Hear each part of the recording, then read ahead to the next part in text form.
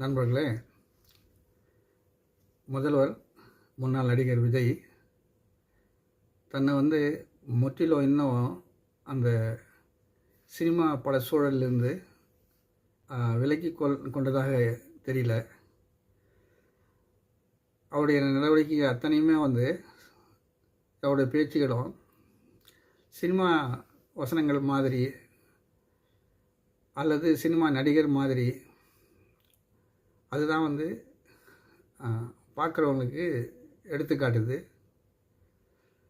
அரசியல்வாதி அதுக்கான அறம் இருக்கு. அதெல்லாமே வெவ்வேறு சூழலுக்கானது. சினிமா துறை என்பது வேறு, அரசியல் என்பது வேறு.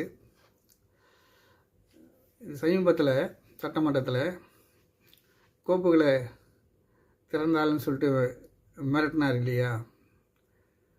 அது என்னுடைய பார்வையில் ஒரு அறமற்ற செயலாகவே நான் கருதுகிறேன்.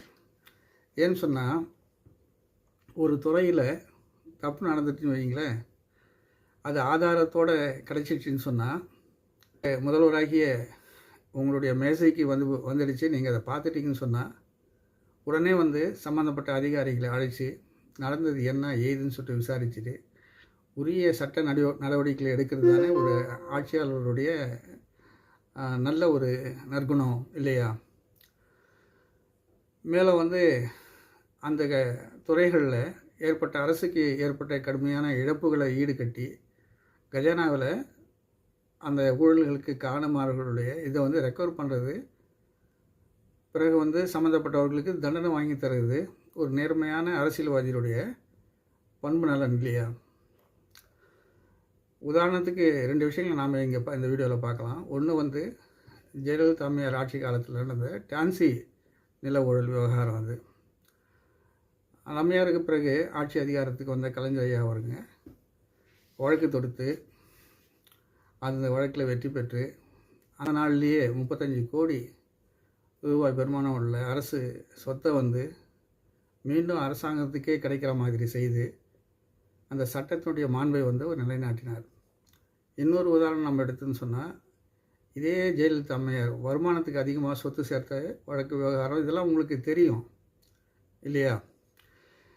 இது சம்மந்தமாக வழக்கு தொடுத்து அந்த வழக்கு உச்சநீதிமன்றம் வரைக்கும் போய் பிறகு ஜெயலலிதா அம்மையார் குற்றவாளின்னு சொல்லிட்டு தீர்ப்பு 4 ஆண்டுகள் சிறை தண்டனை, 10 ஆண்டுகள் தேர்தலில் போட்டியிட தடை தீர்ப்பளிக்கப்பட்டு அந்த ஊழல் பணம் வட்டி முதலமாக அரசு கஜனாவுக்கு வந்தது. இதெல்லாம் நமக்கு தெரியும். அந்த தீர்ப்பு நேரத்தில் கெடுவாய்ப்பாக ஜெயலலிதா அம்மையார் மறைந்துவிட்ட காரணத்தினால சசிகலா அம்மையார் உட்பட அந்த வழக்கில் குற்றம் சாட்டப்பட்ட அனைத்து நபர்களும் தண்டனை அனுபவிச்சுட்டு வெளியே வர வேண்டிய ஒரு சூழலாச்சு. இது எல்லாமே தெரியும். ஜெயலலிதா அம்மையார் உயிரோடு இருந்ததாக கூட இதே நிலை தான் அவங்களுக்கும் ஏற்பட்டிருக்கும். இப்போது நம்ம முன்னால் இருக்கிற கேள்வி, இந்த ஜெயலலிதா ஆட்சியை தான் விஜய் தரதாக அமைச்சர் ஆதவ் சட்டமன்றத்திலே குறிப்பிடுறாரு.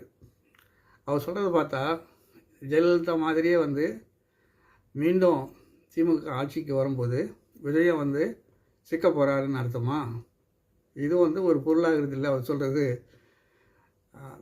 எப்போ தன்னுடைய மேஜையில் எதிர்கட்சிகள் செய்த தவறுகளுக்கான ஆதாரங்கள் அடுக்கடுக்காக நிற்குதோ அப்பொழுதே இது செய்து அவங்களுக்கு தண்டனை வாங்கி தர்றது தான் சரியான செயல். அதை விட்டுட்டு அது வெளியிடுவேன்னு சொல்லிட்டு மிரட்டல் இருக்குல்ல, இது நடுவண் அரசு செய்கிற ஒரு இதுதான் நமக்கு எடுத்துக்காட்டுது. அதாவது யார் யார் மிரட்டலுக்கு ஆளாகிறாங்களோ அந்த மிரட்டலுக்கு அச்சப்பட்டு பிஜேபியில் போய் இணைஞ்சிட்டாங்கன்னு சொன்னால் மிஸ்டர் க்ளீன் ஆகிடுவார் அவர்.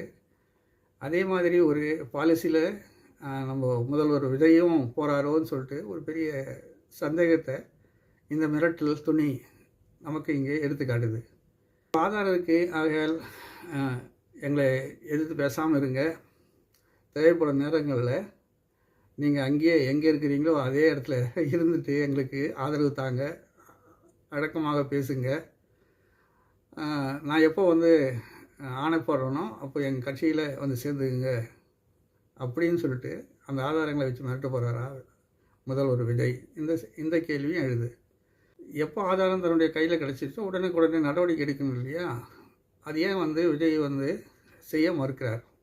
அந்த குற்றச்சாட்டுகளை வைத்து எதிர்கட்சிகளை பலவீனப்படுத்துறதுக்கான உத்தியா அது?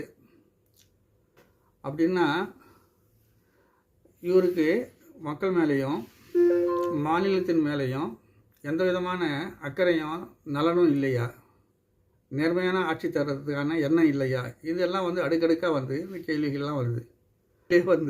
திமுக இப்படிப்பட்ட சலசலப்புகளுக்கு மிரட்டல்களுக்கு அஞ்சுற ஒரு கட்சியே கிடையாது. நான் சின்ன வயதுலேருந்து பார்க்குறேன்.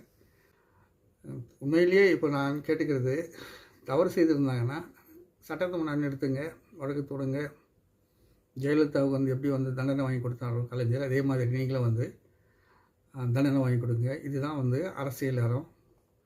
இடைத்தேர்தலில் சிலருக்கு பலன் கிடைக்கட்டுமே அப்படின்னு சொல்லிட்டு இவர் பொறுமை காத்துட்ருக்காராம்.